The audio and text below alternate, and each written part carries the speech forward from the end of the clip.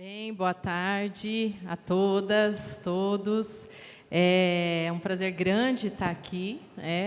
Eu, como ela me apresentou, eu sou Eliane, eu sou mulher, cis, sou parda, tenho cabelos longos, pretos, e estou vestindo uma calça azul e uma blusa branca. É um prazer estar junto hoje, mediando. Foi me dada a missão, e olha que desafio, de mediar uma roda dessas, que tem como centro a principal, que para mim acho que é o que me move na pesquisa enquanto docente, que é o ser humano. E trazer aqui a Andressa, que é da Companhia Brasileira de Alumínio, para falar disso, junto com o Fernando, da TOTUS, e a Rita, pessoas que eu acabei de conhecer, mas que já estou apaixonada. E que bom, porque quando a gente fala do humano, a gente fala disso, a gente fala do que a gente não tem controle, porque você olha e você vê as afinidades, as afetividades, e como tudo isso está dentro da organização. E aí trazer a questão da ESG, dentro disso é compreender o papel estratégico nosso, nosso enquanto ser humano. A gente não pode esquecer que, embora os resultados, aquilo que a gente vai conquistar, a nossa missão, seja extremamente importante, as pessoas que o fazem precisam estar no centro. Então, acho que a gente vai trazer um pouquinho, vai conseguir ouvir um pouco, em várias perspectivas, o que cada pessoa tem da sua experiência, não só enquanto organização, que é importante, mas enquanto experiência, porque a experiência nos molda, a experiência nos faz estar aptos a aprender, reaprender e, muitas vezes, desaprender, porque a gente pode ter aprendido errado. Então, esse processo ele é muito importante, e é uma honra poder estar aqui, perto de pessoas que têm tanto a contribuir. Então, eu vou ser a chata de controlar o tempo, falei já para elas e para ele, mas para que a gente possa abrir também para vocês, porque a gente sabe que falar de pessoas é sempre muito provocativo e principalmente reflexivo, porque a gestão de pessoas ela é um desafio tremendo, ainda mais à luz da ESG, que é um modelo que, obviamente, não é aquele modelo que veio para ficar, é um modelo que sempre devia ter existido e que agora a gente só precisa consolidar para que nunca mais seja esquecido em todas as gerações. Até porque quem faz as gerações somos nós, pessoas. Então, que a gente siga nesses propósitos de fato. Tá? Então, eu vou passar primeiro para a Andressa, e aí, Andressa, fique à vontade, depois a gente dá sequência aqui para o nosso time. Muito obrigada, viu, Eliane? Vocês me ouvem bem? Ótimo. Tá bom? Eu sou uma mulher de pele branca, cabelos e olhos castanhos, cis. Estou vestindo uma camisa verde e uma calça preta. Eu também quero agradecer a Eliane, Rita e Fernando pela contribuição aqui nesse painel. É uma grande honra representar a CBA, a convite da FIA, e dividir experiências com vocês e com todos aqui. Bom, inicialmente, como você já bem abordou, Eliane, é muito complexo gerir pessoas, especialmente nessa agenda que se convencionou chamar de ESG, porque são muitos complexos os problemas que a gente gostaria de resolver com ela, os temas ambientais, os temas sociais e os temas de governança. E há quem inclua também mais um E, antes do E, ESG, para se tratar das questões econômicas, dos impactos econômicos, porque, sim, quando a gente fala de ESG, a gente está falando de uma empresa ou de organizações muito mais competitivas e que efetivamente buscam, através de outras pautas relevantes às pessoas, a trazer uma longevidade para a organização. Não se pode pensar hoje numa empresa perene, numa empresa que traga efetivos resultados, se a gente não olhar esses aspectos todos. E eu queria dividir minha experiência aqui com vocês, porque para nós na CBA, que já tem 70 anos, e já trabalhava sustentabilidade, questões de mineração de maneira muito responsável, e também questões de ética e integridade, juntar tudo isso numa cultura organizacional foi algo, tem sido, né, uma jornada desafiadora. Eu escutei, tive a oportunidade de ouvir o Fernando de manhã e até brinquei com ele que ele roubou uma fala minha, porque são 3 passos à frente e 2 atrás. Anda mais um, desce 2, né? E a gente tem que persistir, tem que insistir, porque vale demais a pena. No nosso caso, nós optamos por olhar a cultura organizacional como um todo e colocar a ESG dentro da estratégia da corporação. O propósito da companhia se conectando com o propósito das pessoas. E isso fez uma diferença enorme para todos nós ali. Nós começamos inicialmente olhando a cultura organizacional de uma maneira holística, pensando como que nós podemos impactar as pessoas que aqui trabalham de forma genuína.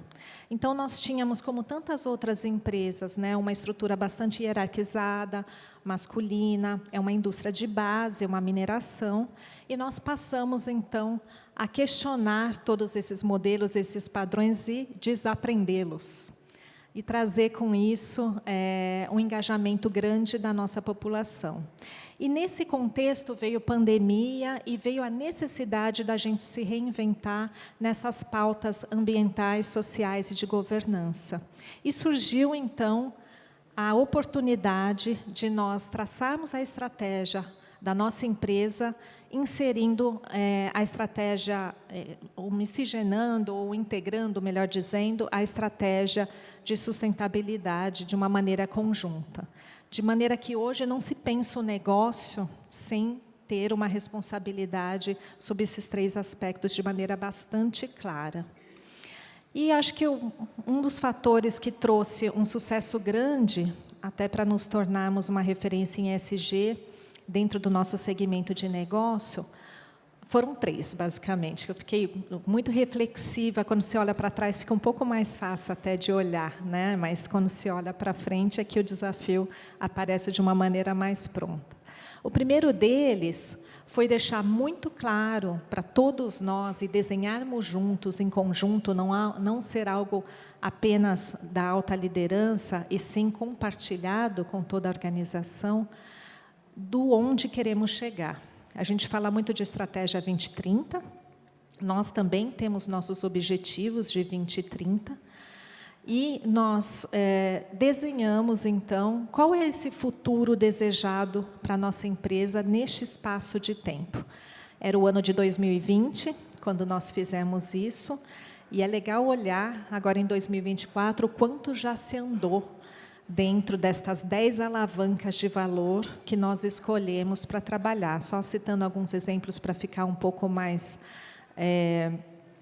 claro do que eu estou dizendo, nós temos alguns objetivos ligados à questão ambiental, como as questões climáticas, redução de emissões, temos também recursos hídricos, disposição de resíduos, mas a gente também está falando de uma agenda social muito relevante, bastante ligada à diversidade. A Rita aqui vai nos brindar com o seu conhecimento.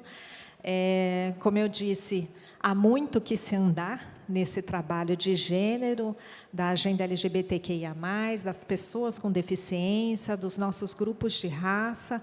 Então, isso foi para a nossa agenda de uma maneira coerente e bem detalhada. E nas questões de governança, deixar também bastante claro e evidente quais são as nossas fronteiras éticas, as nossas fronteiras em termos de compliance. Então, isso nós também estabelecemos e divulgamos. Eu acho que o divulgamos que é o relevante como segunda alavanca que eu queria trazer aqui para vocês. Até tivemos agora, alguns de vocês estavam lá, uma palestra sobre comunicação, e a segunda grande ferramenta dentro de uma agenda ESG na cultura organizacional é comunicação. Comunicação simples, comunicação direta e genuína, coerente. Se comunica passo a passo, onde se quer chegar e como temos avançado.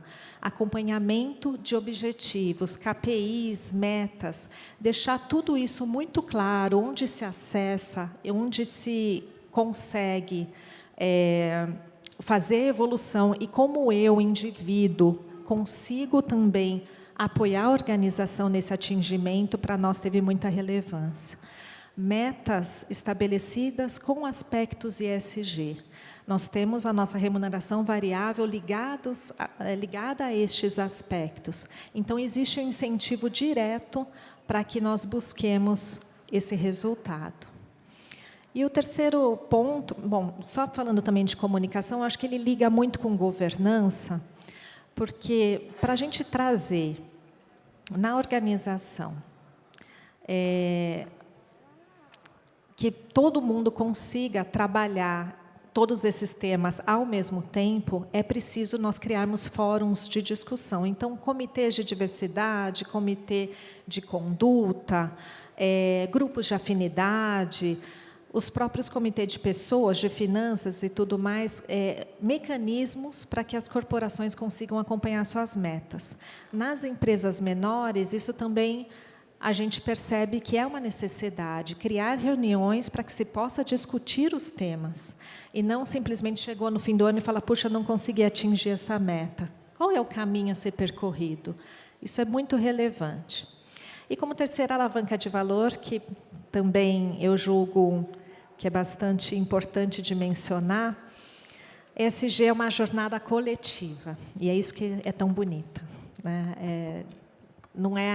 Tem os nossos anseios pessoais, tem os nossos propósitos, tem as nossas crenças, sem dúvida nenhuma, é uma junção disso tudo para se tornar um coletivo. Mas quando a gente começa a perceber que o mundo é uma rede e que a gente pode se acionar e ser acionado em conjunto, faz uma diferença enorme. Então, no nosso caso, trabalhar em conjunto com os fornecedores, com os nossos clientes e outros stakeholders, como, por exemplo, a sociedade, dentro do Instituto Votorantim, as comunidades que nós fazemos parte, as cidades em que estamos inseridas, o próprio poder público, isso fez um movimento, uma massa, em que vamos todos juntos e todos temos bons resultados. E um anima o outro. Quando aparecem as dificuldades, aquela coisa de, puxa, não deu hoje, amanhã vai dar certo. Como que a gente faz para fazer isso em conjunto? Acho que, para concluir só a minha fala, eu sou uma otimista nesse tema de ESG. Realmente eu tenho muita paixão, especialmente ligada à cultura organizacional. E meu otimismo, ele vem muito dessa juventude que tem entrado nas organizações com essa vontade de fazer diferente e fazer, de fato, a coisa acontecer. Hoje, levando até meus filhos na escola, eu tenho um menino de 13 e uma menina de 11, eu comentei que estaria aqui com vocês, e para eles é uma coisa, assim, até natural, eu diria, muito mais do que para mim, que aprendi na corporação o que é inovação, o que é diversidade. Todos os dias a gente aprende. Eu acho que realmente proporcionar nós, de empresas, o conhecimento é algo de mais valioso que a gente pode fazer, mas eu vejo essas gerações já entrando e isso me promove realmente uma visão de que vai dar bom. A gente vai conseguir, de verdade, fazer isso acontecer. Obrigada.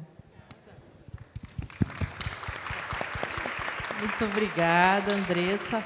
Acho que é isso, né? E tanta coisa importante que você trouxe. Acho que só um destaque, né? O individual e coletivo, a gestão de pessoas é isso, né? A gente ser reconhecido enquanto indivíduo, mas saber conviver enquanto coletivo, né? Porque a gestão de pessoas é feita no coletivo. Mas esse coletivo pressupõe a individualidade nossa, porque cada um aqui tem uma forma de pensar, cada um aqui recebeu de um jeito que você trouxe, né? E como que isso é gerenciado quando a gente está dentro de equipes.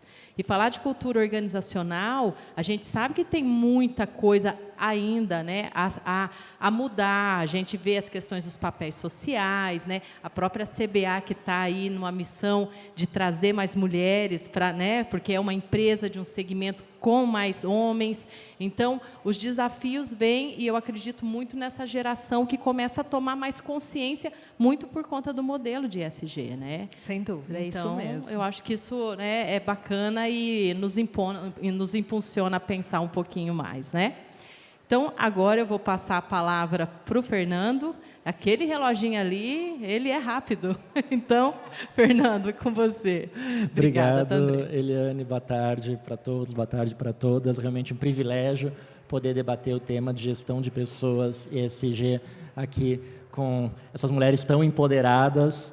E eu quero trazer para vocês, na minha fala, um pouquinho do viés, do impacto da educação no aspecto social do ESG, né? Que acho que a educação, né, o treinamento, upskilling, reskilling, tudo que conecta, né, com o aprendizado, é uma disciplina essencial em gestão de pessoas. Acho que quando a gente fala de áreas de relações de pessoas, ou recursos humanos, ou de gente e gestão, empresas que têm uma estratégia de educação consolidada conseguem realmente ver o impacto diferenciado tanto no seu negócio, né, com o objetivo fim de crescimento, de rentabilidade, etc., mas também o impacto nas pessoas que participam desses programas de educação. Então, conectando uma coisa com a outra. Impacto positivo para a empresa, impacto positivo para as pessoas que participam. E eu já trabalho há muitos anos no segmento de tecnologia. E a gente sabe, dentro desses anos, de toda a experiência, o quanto cada vez mais, né, a tecnologia vem evoluindo como um todo e novas competências são exigidas dos profissionais que entram nesse mercado, né? E isso não é só para uma empresa de tecnologia, mas hoje é para qualquer empresa que tenha uma jornada de tecnologia, de digitalização. Hoje a gente vê cada vez mais o tema da inteligência artificial realmente vindo à tona, no sentido que passa a se tornar uma realidade no nosso dia a dia, e uma mudança como essa, uma inovação como essa de inteligência artificial, obviamente que pode trazer inseguranças nas pessoas que acabam tendo contato com algo novo e que a gente não necessariamente ainda está preparado para lidar com essa tecnologia nova.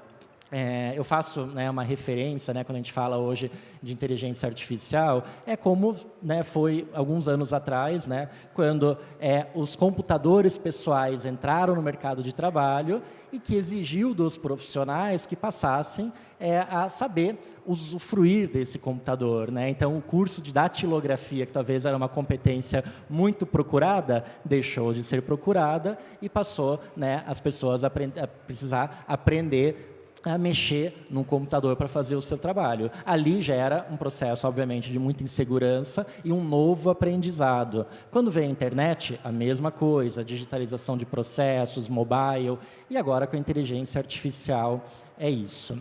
E quando a gente fala disso, a gente fala realmente de uma velocidade de inovação muito grande, e não necessariamente a gente tem pessoas preparadas na mesma velocidade que o mercado exige.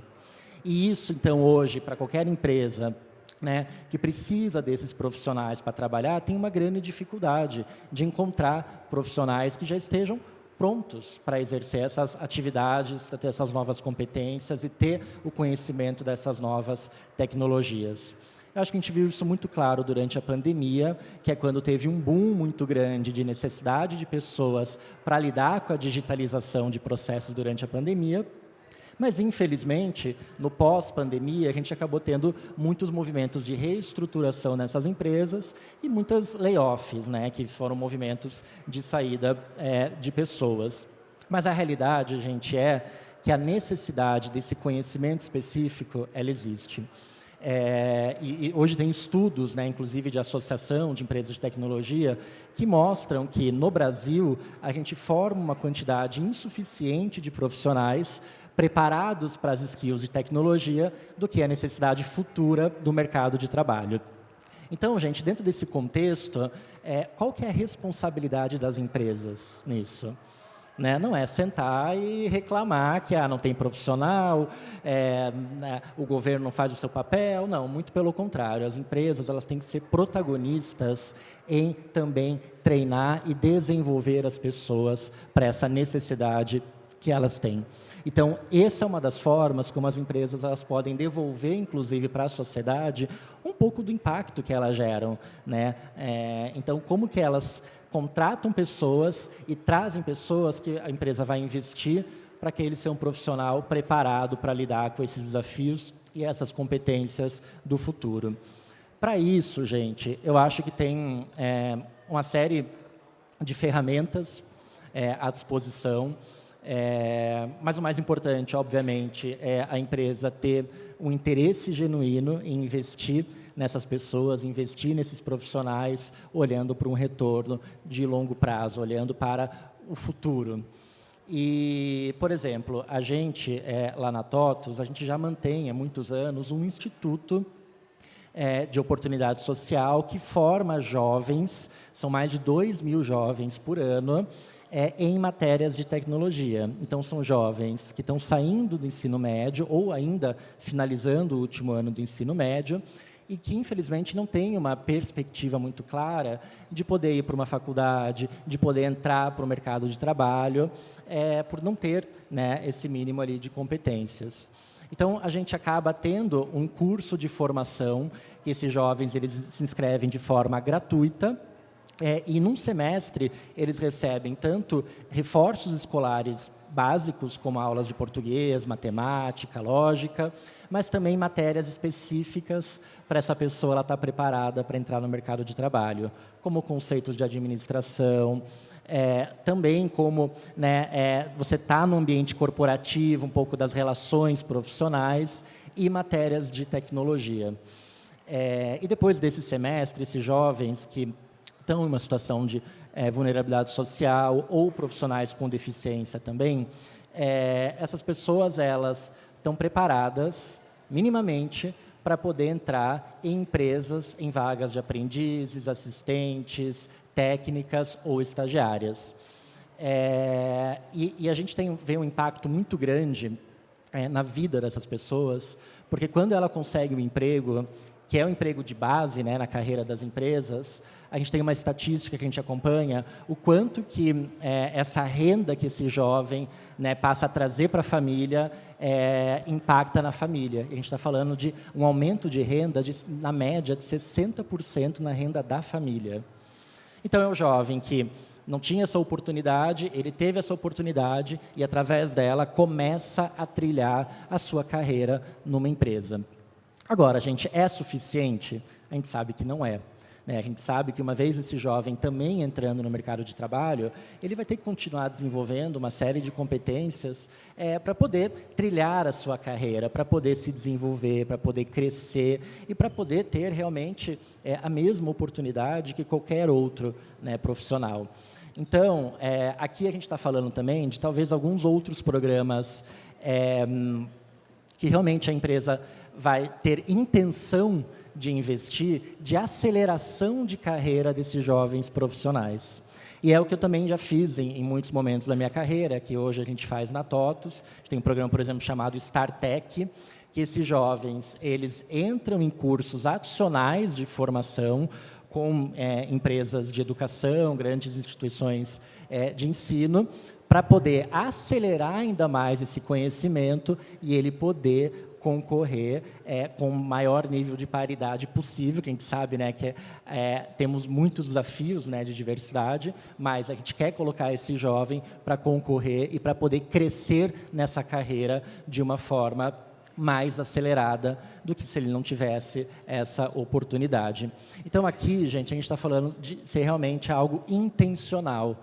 O papel de como uma área de recursos humanos, um papel de como uma empresa, através do seu CEO, através da sua alta liderança, realmente quer investir, né, em jovens talentos, em jovens profissionais, em pessoas que, naturalmente, talvez não teriam uma oportunidade, que elas estão muito atrás do que outras pessoas que tiveram o privilégio de estar ali, mas que, fazendo esse movimento, a gente vê um resultado de longo prazo muito interessante. Como eu falei para vocês, há 25 anos, a gente trabalha já nesse formato, né, através desse Instituto IOS, e hoje temos profissionais que há 20 anos passaram pelo IOS e que, seja dentro da empresa ou em qualquer outra empresa de mercado, têm posições de liderança, diretoria, gerência e até são empreendedoras. Recentemente, eu conheci um jovem que passou por essa formação há 15 anos e hoje ele é dono de uma empresa. Então, olha que impacto positivo essa pessoa traz na fala, o quanto que aquele empurrão inicial, naquele momento da vida dele, foi fundamental para o profissional que ele é hoje. Então, acho que isso que eu queria trazer para vocês, essa visão de como realmente a educação, ela transforma, mas tem que ser propositiva e intencional. Muito bom. Obrigada, Fernanda. Obrigada. Importantíssimo, né? Eu acho que a gente fica pensando, te ouvindo, né?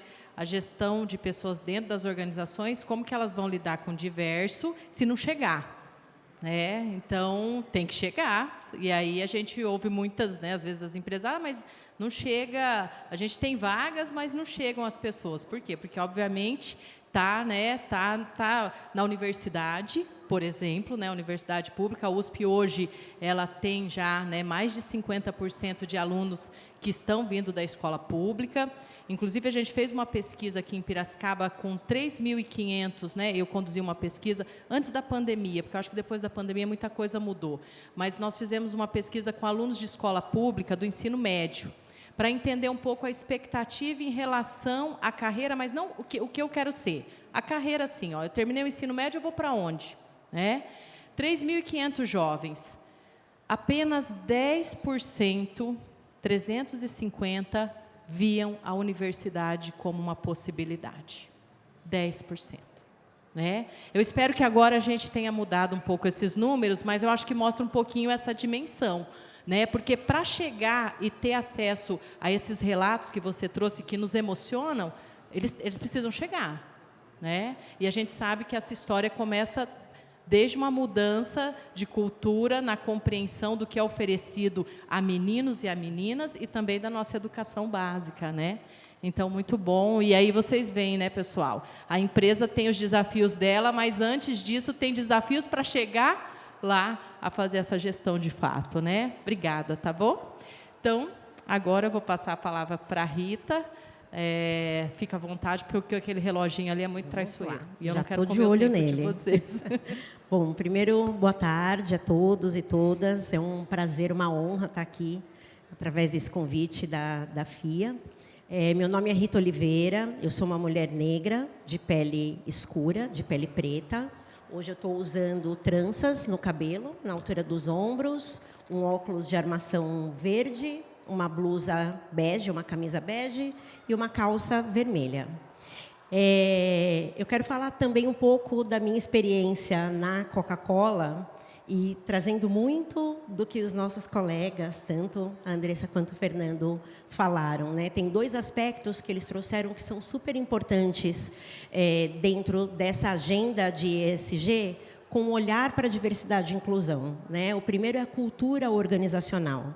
Se a gente, como companhia, não tem uma cultura que considere as diferenças, que olhe para as pessoas em suas individualidades, que não promova um espaço de acolhimento, um espaço de troca, um espaço seguro, não só fisicamente, mas mentalmente, e um espaço que assegure que todas as pessoas podem se desenvolver de forma igual, a gente não tem uma cultura organizacional que funciona na prática. Né? Então, a diversidade ela é parte da cultura organizacional e ela precisa ser olhada desta forma. Um outro aspecto importante também que o Fernando trouxe é sobre a educação. A professora, né, Eliane, falou aqui também sobre como o aspecto de inclusão desses jovens, né, que grande parte desses jovens da pesquisa, somente 10% enxergam a universidade como um caminho viável. Como é que a gente muda isso? Qual é o papel das organizações, qual é o papel das empresas, de fato, construir ambientes que atraiam esses jovens e que eles, de fato, consigam se enxergar dentro dessas organizações. Porque eu acho que muito do resultado dessa pesquisa, falando pela minha própria experiência, é que muitos deles não se enxergam nesses ambientes, né? Então, ok, eu vou para uma universidade, qual vai ser o caminho depois da universidade?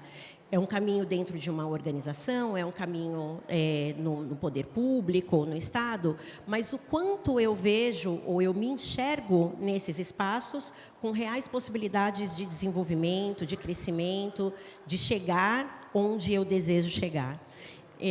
Então, acho que esse para nós é um aprendizado, eu acho que é um alerta também muito grande, né? Precisamos olhar para a cultura organizacional com esse elemento, olhando de fato para esse aspecto de inclusão das pessoas, de diversidade, e o quanto a gente educa não só a sociedade, né, de uma forma geral, mas dentro das nossas organizações, para que as lideranças também tenham esse olhar, para que alguns vieses e barreiras sejam de fato quebrados, derrubados, para que a gente possa cada vez mais ter organizações, companhias, enfim, o meio acadêmico, o poder público cada vez mais inclusivos.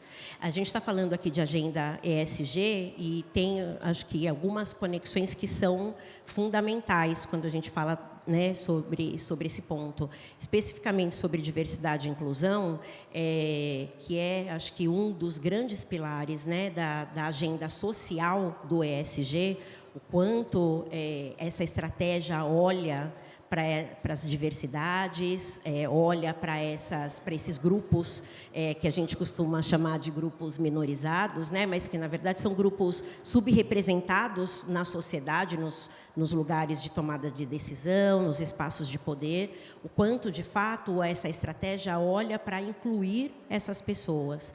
E ela está também diretamente ligada aos aspectos climáticos, né? A gente vem acompanhando tantas situações que acontecem de clima, né? E impactos que são gerados, e tem, acho que, um termo que tem sido difundido muito ultimamente, que é a questão do racismo ambiental, né? Quanto comunidades, muitas vezes as comunidades que são essas comunidades subrepresentadas, com menos acesso, acabam sendo sempre as mais impactadas nesses eventos. Então, a diversidade, ela acaba permeando todos os elementos, todos os aspectos, né? Organizacionalmente, a gente precisa olhar para a diversidade percorrendo toda essa jornada. Quando a gente olha hoje o trabalho que a gente tem feito na Coca-Cola, eu respondo pela estratégia de diversidade e inclusão para o Brasil e para os países do Cone Sul, né? Que são os países do Sul aqui da América do Sul. Tem um ponto também que é super importante, o quanto a gente olha para a diversidade, para essa estratégia, não padronizando uma estratégia única que faça sentido para todos, mas eu preciso olhar especificamente para as necessidades e para as especificidades de cada território. A gente fala muito sobre representatividade feminina. Tem países que têm ainda questões, né, quando a gente olha para a América Latina, que a gente nem expande isso para uma perspectiva tão ampla, mas para a América Latina, a gente ainda vê questões relacionadas a machismo, a pouca representatividade, a falta de espaço de fala para mulheres e espaço de liderança para mulheres, que é quase impensável, por uma questão cultural, por uma questão de perpetuação de alguns privilégios. Quando a gente olha para a agenda de diversidade no Brasil, a gente tem todas as questões relacionadas né, à pauta étnico-racial, que são muito presentes. Ou seja, se a gente também não tiver esse olhar muito mais direcionado para essas especificidades, a gente deixa de ser inclusivo, né? E aí essa cultura organizacional que muitas vezes eu falo de uma companhia global, né, centenária, uma marca que está presente na vida das pessoas desde sempre. O quanto também a gente tem essa responsabilidade de trazer para dentro do ambiente corporativo, para dentro da companhia, um olhar específico, um olhar direcionado, um olhar intencional para essas estratégias que a gente quer desenvolver e como a gente vai avançar em relação a isso. Então, a diversidade, mais do que a moda, né, virou por algum tempo hype falar sobre isso, mas de fato, quando se fala de diversidade, a gente precisa cada vez mais trazer isso dentro de uma perspectiva de resultado, de trazer indicadores para entender e medir quais são os impactos, quais são os resultados, quais são os efeitos que uma estratégia de diversidade bem aplicada pode gerar no resultado da companhia. Uma empresa que tem uma cultura organizacional forte é uma empresa que tem representatividade, é uma empresa que olha para as pessoas. A gente está falando aqui de gestão de pessoas em toda a jornada. É uma empresa que considera essas diferenças e considera os grupos subrepresentados de forma talvez diferenciada, e aí eu não gosto de usar essa palavra diferente, porque parece que segrega, né, um grupo, mas de forma intencional para necessidades específicas de determinados grupos, através de programas de aceleração. Então, a gente entra nesse olhar, né, de educação, com programas de aceleração de carreira, mas também com programas de conscientização de lideranças. Como eu identifico esses talentos, olhando realmente para esse histórico, né? Para o histórico de origem, o histórico de gênero, o histórico racial, muitas vezes, que dentro do ambiente organizacional, muitas vezes, são pessoas que vão trazer contribuições diferentes e que também precisam ter um olhar de educação, de treinamento diferentes. A diversidade ela precisa ser considerada olhando as especificidades, senão ela deixa de ser inclusiva. Ela passa a ser um padrão, uma régua que mede todo mundo da mesma forma e ela deixa de ter a efetividade que precisa ter. Acabando o meu tempo. Estou de olho aqui. Mas acho que tem um ponto também que eu queria trazer, que eu acho que é super importante. Fernando falou muito sobre a educação de jovens. A gente tem um desafio gigante com essa juventude, principalmente na entrada dessas pessoas no mercado de trabalho, o quanto é desafiador, né, em termos de formação. A Coca-Cola também trabalha junto com o sistema Coca-Cola. Hoje são 8 fabricantes do nosso sistema, que fazem parte do nosso sistema. Atração de fácil acesso, rápida, para trazer, para criar possibilidade de fácil acesso, rápida, para criar possibilidade, né? Sair desses, a gente fala, ligado à nossa estratégia, à agenda ESG, impacto positivo, também muito ligado à nossa estratégia, à agenda empregabilidade para esses jovens. Eu costumo dizer que um jovem que tem uma experiência como essa, ele nunca mais volta ao ponto de onde ele saiu. É uma transformação gigante. Então, acho que cada transformação, cada ponto que a gente consegue, de fato, gerar esse impacto de mudança, de inclusão, de acesso, de geração de renda, a gente, de fato, está fazendo com que essa agenda de diversidade, essa agenda de inclusão seja efetiva e faça parte dessa estratégia de forma com muito sucesso. Bem, muito obrigada.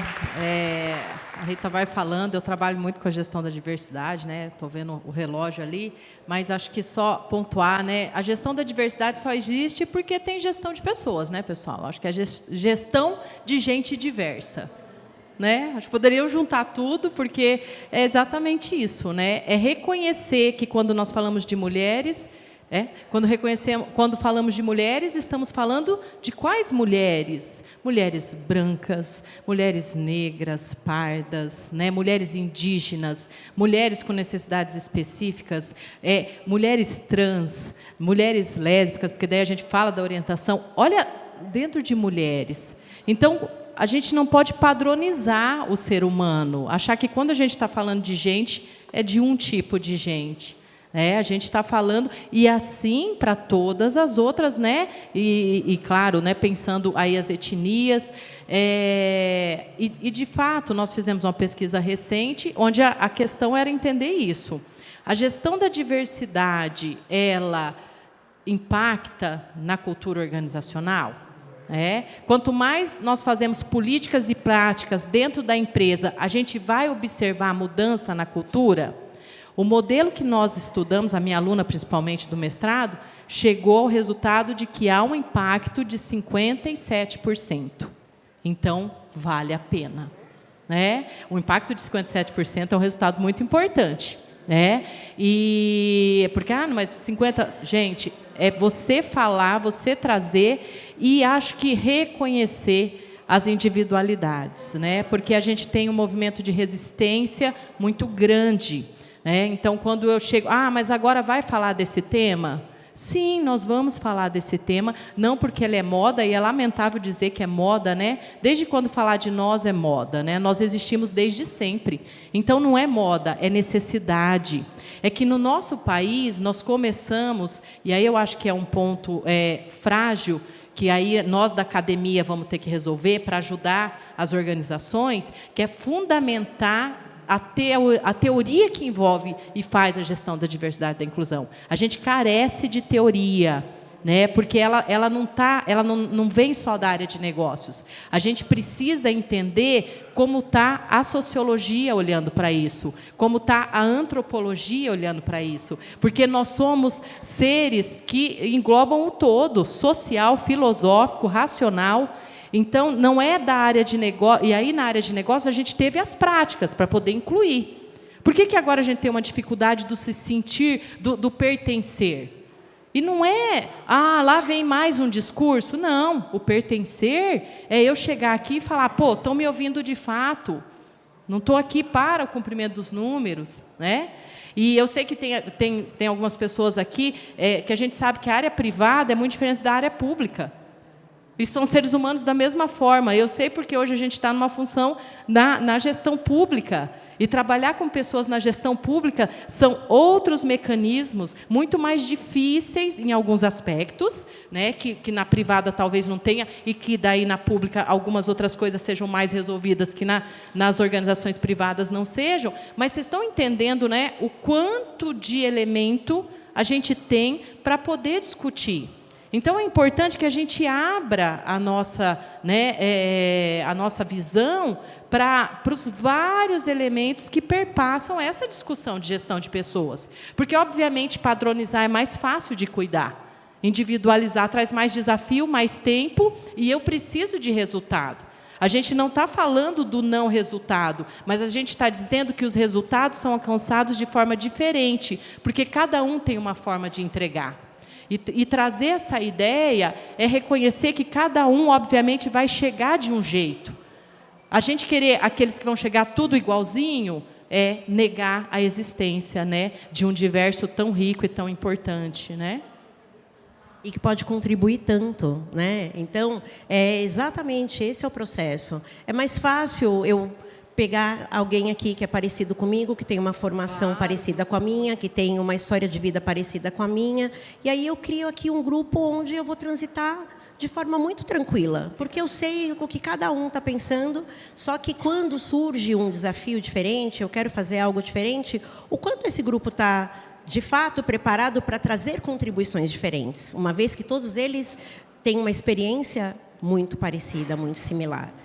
Então, a gente vê milhares de exemplos como esse. Eu acho que a grande riqueza é de realmente fortalecer as diferenças para que a contribuição seja ainda mais potente, né? E que perene, gere mais né? resultados. E perene, porque exato. o que a gente observa é que, para garantir de verdade a perenidade das organizações, sejam públicas, privadas, entidades não governamentais, é que a gente precisa olhar esse clamor, né, que já existe por justiça, por reparação.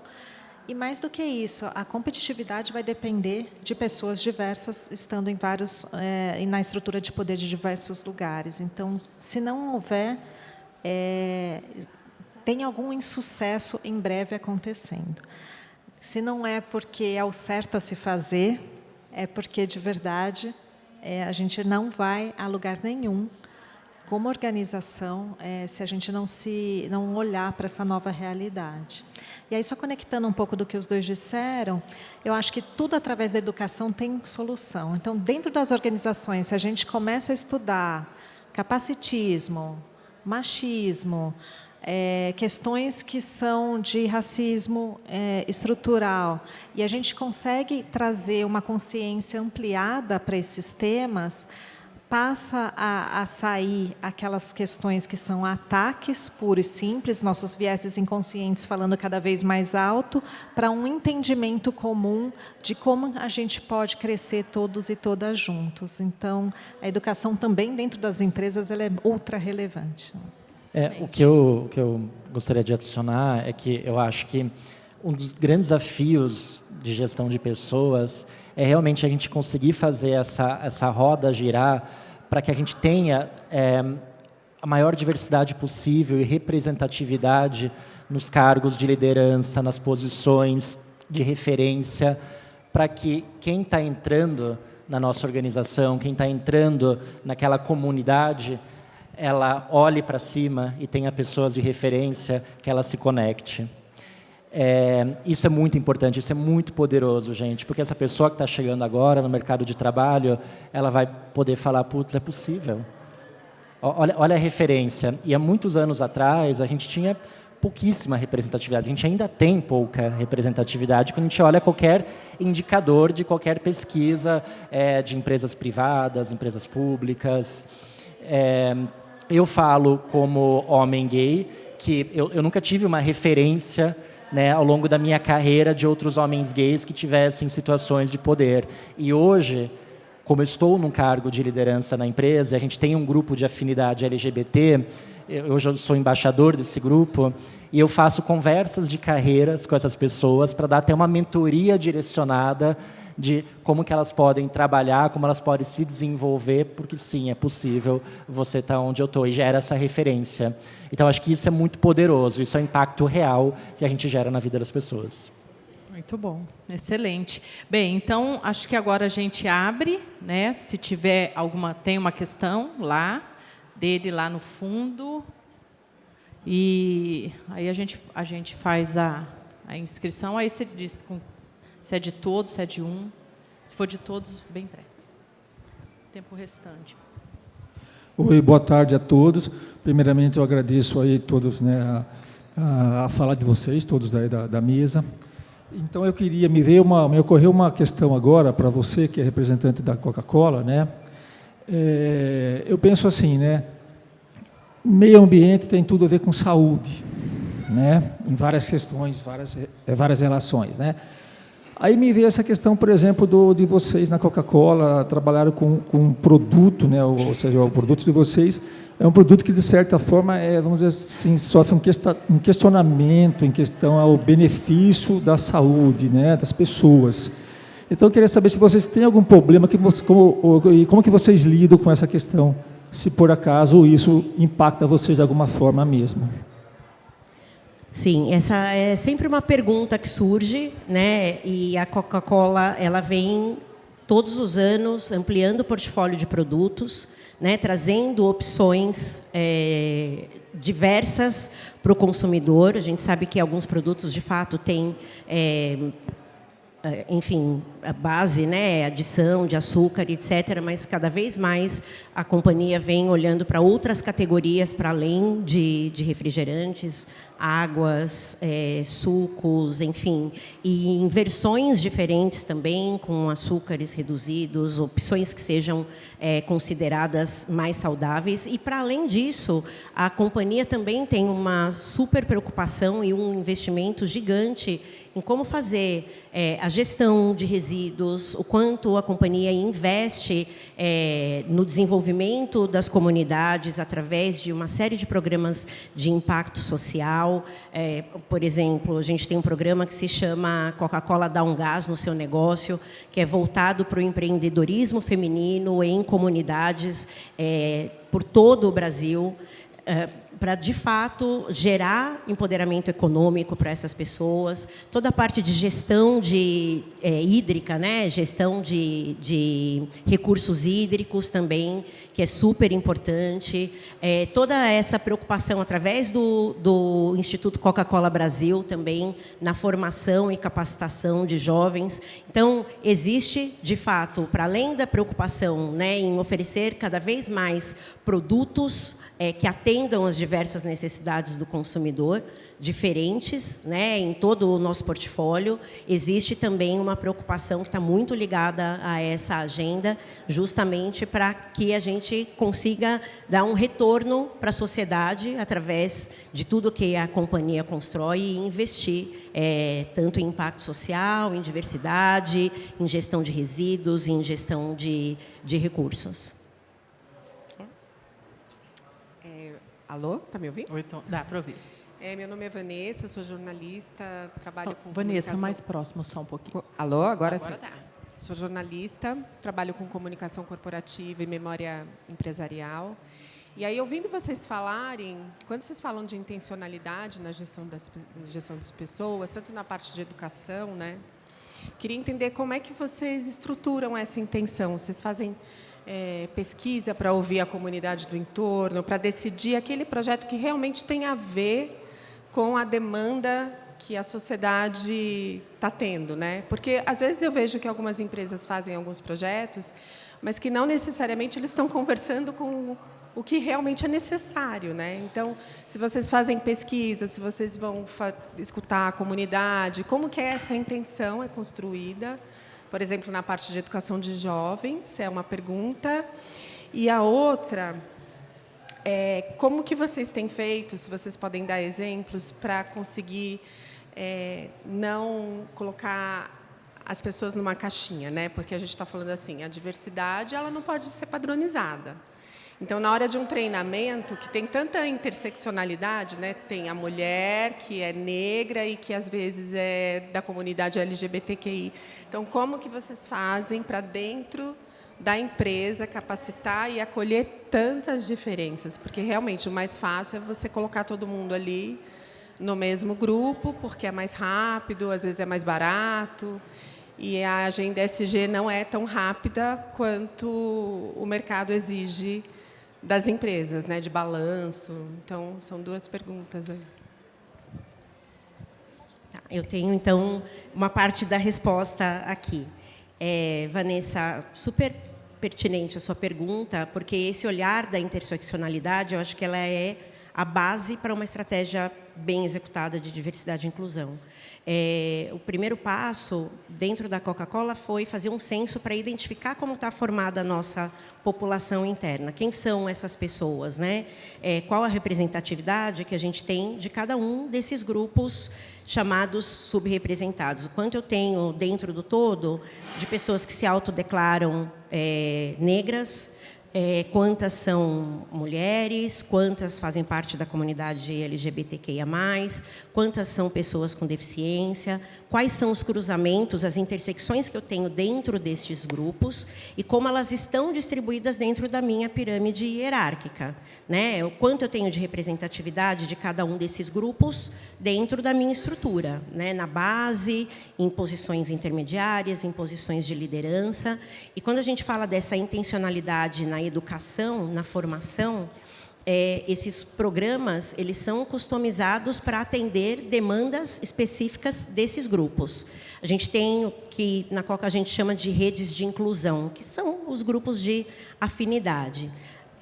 Eles são formados por pessoas que se se juntam ali pela afinidade ao tema, mas por pessoas que são aliadas da pauta, que querem conhecer ou querem também contribuir. Então, e eles têm um papel fundamental também dentro dessa estratégia, que eles são, de fato, o termômetro para o que está acontecendo no dia a dia. E isso também essa conexão com a sociedade através de outros stakeholders, né, instituições, organizações que apoiam esses temas, e dentro da companhia também. Então, quando a gente faz um programa de aceleração de carreira para pessoas negras, por exemplo, o objetivo é que a gente ofereça recursos e ferramentas para que essas pessoas possam se desenvolver, uma vez que elas não têm grande representatividade em posições de liderança ou posições executivas,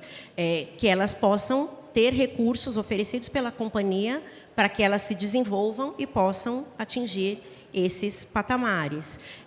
No caso de uma mentoria para mulheres, né, que pode ser feita com outras executivas da companhia, com apoio de organizações de fora da companhia também, para entender quais são esses desafios e como é que a gente mantém de forma sustentável o crescimento das mulheres dentro da companhia. E isso vai abordar uma série de questões, desde as questões dos skills, né, das habilidades que elas precisam desenvolver, técnicas, as habilidades emocionais, comportamentais, até temas que estão muitas vezes fora desse ambiente.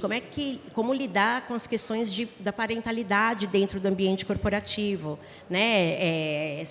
O cuidado, né? A gente vem falando como é que se faz a gestão de um núcleo familiar e a gestão das demandas profissionais. Então, são temas que cada vez mais são incorporados nessas discussões, nessas rodas de conversa ou nos programas de mentoria, nos programas de educação, justamente para endereçar essas demandas. Perfeito. Bem, mais uma. Isso, saúde. Boa tarde, meu nome é Mariana, eu sou coordenadora de Capital Humano. Eu trago uma questão referente aos desenvolvimentos desses jovens, né, essa nova geração e o que os brilham os olhos, né? Hoje nós vemos aí os jovens chegando com muito mais vontade de trabalhos que agregam valor, né? Só que, em paralelo a isso, nós ainda temos muitas empresas que ainda estão no caminho para a inteligência artificial e se desenvolver tecnologicamente, né? E como que a gente faz para conciliar, né? Nós necessitamos dessa mão de obra, porém ainda não estamos no patamar do qual brilham os olhos, né? Essas atividades que agregam valor. Ainda temos muitas atividades operacionais atreladas às nossas demandas e necessidades, né, como companhia. Então, como que a gente conseguiria conciliar isso hoje, né? Nós necessitamos dessa mão de obra dos jovens e, ao mesmo tempo, em paralelo, eles necessitam aí, né, dessa qualidade de vida, dessas atividades que brilhem os olhos, que agreguem valor, e não é a realidade ainda das companhias num todo, né? Então, como que nós podemos conciliar aí? Pergunta fácil, né? Eu vou falar, eu tenho certeza Pergunta que o Fernando de 1 vai poder milhão, né? contribuir melhor até, mas dentro da nossa realidade, porque essa questão geracional ela é uma realidade de todas as organizações. E quando a gente até fala, o jovem busca qualidade de vida, antigamente não era assim, a gente ia, trabalhava, acordava, mas a gente também busca, né? Eu estou com 48, eu também busco qualidade de vida. E eu acho que vem um grande ensinamento das pessoas do que realmente vale a pena.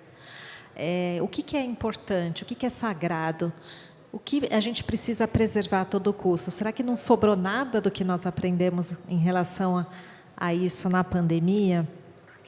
Eu acho que o que traz um benefício de a gente conseguir coincidir as duas pautas é trabalhar com os jovens em conjunto nessas soluções. Então, na CBA, por exemplo, dentro dos nossos modelos de jovens aprendizes e também dos nossos estagiários, nós falamos abertamente sobre isso, porque a gente sabe que vocês não querem trabalhar 12, 15 horas por dia, a gente sabe que o final de semana é um tempo que é de descanso. E a gente sabe aqui que nós temos uma empresa que está se modernizando, né? O que a gente pode fazer aqui juntos que tornaria super atrativo trabalhar? e vêm ideias absurdamente incríveis, né, de como tornar o trabalho prazeroso, apesar de algumas condições que a gente não consegue mudar no curto prazo. Então, o trabalho híbrido veio dessas sugestões, as questões de a gente poder, muitas vezes, trocar uma agenda pela outra, né? A gente tem o que a gente chama de carreiras lineares lá. Hoje eu estou trabalhando no RH, amanhã eu quero trabalhar no financeiro, eu rodo para conhecer outras realidades. As pessoas não querem mais ficar estanques, especialmente a juventude. Elas querem poder olhar se é aquela carreira que eles querem fazer ou não. Eu, por exemplo, sou advogada, porém, eu fiz uma transição de carreira para recursos humanos através de uma oportunidade como essa. Então, eu trago a minha própria experiência para essa juventude. Eu acho que sempre resolver os problemas juntos, assim como você trouxe dos grupos de afinidade, que foi uma pergunta da Vanessa, as respostas vêm dessas próprias pessoas que questionam o modelo. A gente não precisa ficar, às vezes, quebrando muita cabeça. Numa sentada, numa conversa, puxa, como é que a gente faz para encarreirar mulheres? Perguntando para uma mulher negra, normalmente vem belas respostas que a gente não tinha pensado. Mas eu vou passar aqui para você, que é o dono da tecnologia. Eu queria só complementar uma coisa, que isso, perguntar para a pessoa, é o que faz a pessoa se sentir pertencente. Né? Não vai ter alguém decidindo por ela, pensando, nossa, será? Eu acho que elas querem ganhar uma flor no Dia da Mulher. Às vezes não é isso, né? Estou dando um exemplo aqui, mas como é que a gente faz a pessoa se sentir parte dessa decisão? E aí a companhia tem a possibilidade de olhar para aquilo que de fato vai fazer diferença e investir naquilo que vai gerar mais resultado, vai gerar mais satisfação, vai gerar mais transformação, ou seja, eu acho que o foco é esse, né? Quando a pessoa se sente parte, se sente, é o que a gente fala, né? O senso de pertencimento. É uma empresa que, de fato, está preocupada com como eu me sinto dentro desse ambiente, o que faz sentido para mim, como mulher, como uma mulher negra, como uma mulher trans, enfim, né? Como uma pessoa que não é o padrão comum. Tá? Realmente é inegável que hoje a velocidade das coisas está muito maior. E hoje, quando o jovem ele aprende alguma coisa, realmente é impressionante o quanto ele já está preparado para aprender outra coisa, e se ele tem interesse, ele vai muito rápido em tudo. Então, isso impacta no que você comentou, de às vezes ele está ali numa atividade que ele chega para o gestor e falou, que mais, né? O que eu posso fazer diferente? E se a gente não tem a possibilidade de, naquele momento, dar uma atividade diferente, ou um cargo específico, a gente trabalha muito no conceito também de comunidades de aprendizagem. A gente coloca esses jovens para conversar e participar com outras áreas de projetos específicos ou para resolução de problemas específicos, usando parte do horário desse jovem para ele poder conhecer e contribuir com algum outro tema numa comunidade de aprendizagem. Aí ele continua se desenvolvendo também como profissional, conhece outras coisas e, eventualmente, vai estar mais preparado também para dar um passo para uma outra área, para uma outra atividade, participando de uma comunidade como essa, que nada mais é do que um ritual de troca, de co-construção de futuros possíveis, de resolução de algum tipo de problema. Então, você ter uma dinâmica que permita, né, dentro da tua empresa, dentro da tua área, você criar, né, conversas das pessoas, né, sobre assuntos que fogem daquela atividade do dia a dia, vai contribuir para você lidar com esse desafio. E bem, eu acho que a Rita falou uma coisa que aparece nas pesquisas e aparece quando você fala com as pessoas, né? Nossa, o que eu faço gestão de pessoas? Né? Às vezes eu não tenho como investir, Gente, é só perguntar. Como a escuta hoje está sendo um grande diferencial. As pessoas falam, eu gostaria de ser ouvido, eu gostaria de ser ouvida. E aí, eu acho que uma coisa que falta para o nosso país, pensando no Brasil, enquanto uma cultura miscigenada, é a gente se conhecer enquanto geração. Né? Nós não temos estudos da geração do Brasil, dos jovens brasileiros, por exemplo. Claro que se as empresas aqui me financiarem, eu consigo fazer uma boa pesquisa. Falta dinheiro para a gente fazer um estudo do nosso país. Porque quando a gente está falando de quem são os nossos jovens não são os norte-americanos. Nossos jovens são os jovens brasileiros. E brasileiras. E, por exemplo, nós temos uma cultura nossa, que é característica nossa, que é carência. Mas não é a carência no sentido de, ela é carente. Não, carência nesse sentido de ser ouvido, da afetividade. Por que a gente não vê isso e leva para as organizações? É uma característica que fala do nosso país. Da mesma forma, a construção social dos papéis. Homens e mulheres no nosso país. Como são vistos? É claro que a gente tem, obviamente, em cada país uma configuração, mas nós temos características específicas. Eu acho que isso nos ajudaria muito mais, porque vocês trouxeram aqui brilhantes iniciativas, que eu fico pensando também o quanto é desafiador o dia a dia com isso, porque a gente sabe que nem sempre é um mar de rosa, mas é importante dar os passos, porque à medida que nós falamos, nós fazemos, ou pelo menos refletimos, mas nos entender enquanto sociedade seria fundamental para também caminhar um pouco nisso, reconhecendo as somas das gerações, reconhecendo quais são. Tudo bem, nós estamos na era da tecnologia, mas os nossos jovens brasileiros pensam diferente, talvez, dos jovens norte-americanos, dos jovens europeus, dos jovens, inclusive dos nossos, dos países que estão ao nosso lado, os latino-americanos. Então, acho que isso ajudaria nós a construir mais, mas acredito que a gente já está dando passos muito importantes. Mas nos reconhecermos dentro das nossas características culturais é um grande passo nessa transformação e pensando a grande agenda que a gente tem aí do ESG. Então, eu não sei como está, pode continuar? Brincadeira. Brincadeira.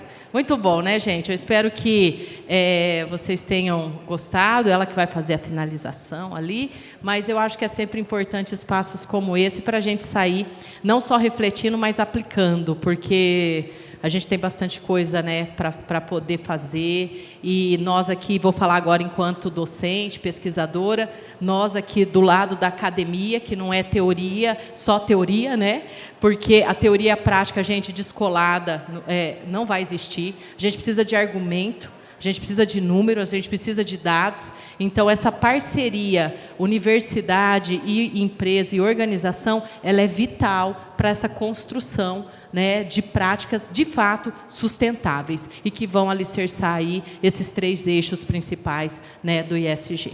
Tá bom? Muito obrigada pela atenção. Agradeço muito, Andressa, Rita, Fernando. Tá bom? Obrigada, foi um prazer.